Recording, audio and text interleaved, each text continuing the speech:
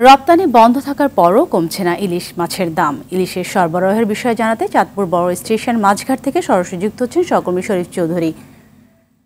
শরীফ, জানাবেন রপ্তানি বন্ধ থাকার পরও কেন ইলিশ মাছের দাম নিয়ন্ত্রণে আসছে না, আর বাজারে ইলিশের সরবরাহ কেমন দেখতে পাচ্ছেন, সবকিছু মিলে আমাদের সামনে তুলে ধরবেন।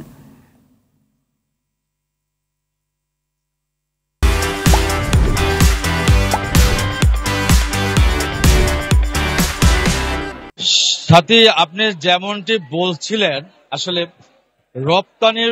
ভারতের রপ্তানির পরও কেন ইলিশের দাম কমছে না, এটি হলো এখন বড় কথা। এটা এখন সবার মুখে মুখে একই কথা, যারা ক্রেতা বিক্রেতা সবার মুখে। মূল কথা হলো যে যেই পরিমাণ ইলিশ পাওয়ার কথা এই মুহূর্তে, সেই পরিমাণ ইলিশ নেই। বাজারে পর্যাপ্ত পর্যটক এবং ক্রেতা রয়েছে, কিন্তু ইলিশ নেই। সাগরের থেকে ইলিশ তেমন একটা আসছে না। যাও কিছু চাঁদপুর ঘাটে ইলিশ আসছে, সেগুলো নোয়াখালী, হাতিয়া, সন্দ্বীপের ইলিশ, এবং চাঁদপুরের ইলিশ তেমন একটা নেই বললেই চলবে। এদিকে এই বাজারে নিয়ন্ত্রণের জন্য সংশ্লিষ্ট কর্তৃপক্ষ কোনো নিয়ন্ত্রণ করছে না। এই জন্য বিক্রেতারা তাদের ইচ্ছা মতোই দাম হাঁকাচ্ছে। 1 কেজি ওজনের এখন ইলিশ এই বাজারে 1 কেজি থেকে 1200 গ্রামের ইলিশ এই বাজারে এখন বিক্রি হচ্ছে বর্তমানে 1800 থেকে 1900 টাকা, এবং 2 কেজি ওজন, 2 কেজি থেকে 2 কেজির উপরে যে ইলিশটা রয়েছে সেই ইলিশটার দাম এখন 2200 থেকে 2300-2400 টাকা বিক্রি হচ্ছে। এছাড়া 1 কেজির নিচে যে ইলিশটা রয়েছে, অর্থাৎ 700-800 গ্রাম, সেই ইলিশটার দাম বিক্রি হচ্ছে 1400 থেকে 1500 টাকা। অর্থাৎ ক্রেতারা এখানে এসে অনেকটাই হতাশ হয়ে যাচ্ছে যে তারা ফেসবুকে অনেকে দেখছে যে চাঁদপুরের ঘাটে অর্থাৎ চাঁদপুরের মাছ ঘাটে ইলিশের দাম কম, কিন্তু কিনতে এসে তারা দেখছে যে এখানে আকাশচুম্বী দাম, অর্থাৎ অনেকটা হতাশ তারা।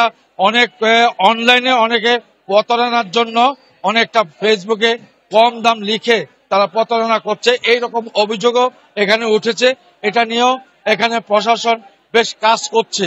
এছাড়া এদিকে আমি কয়েকজন ব্যবসায়ীর সাথে কথা বলেছি, তারা বলেছে যে আগামী মাসের 8-10 তারিখে অর্থাৎ অক্টোবর মাসে মা ইলিশ রক্ষায় তারা 22 দিনের জন্য চাঁদপুরে অভিযান চলবে।